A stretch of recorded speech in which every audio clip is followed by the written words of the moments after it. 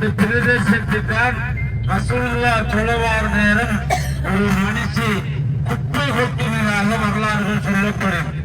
அந்த இடங்கள் தான் தளத்துக்கு அங்கே அடைத்து வைக்கப்பட்டிருக்குது, அடைத்து வச்சிருக்கிறாங்க.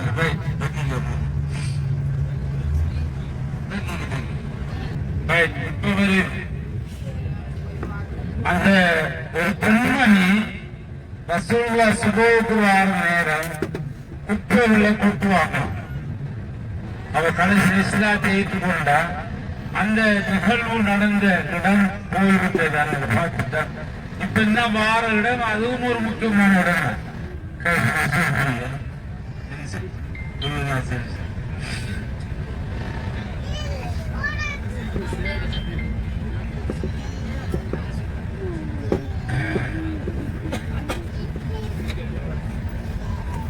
இந்த இடம் அந்த பெண்மணி குப்பை கொட்டிய இடம்.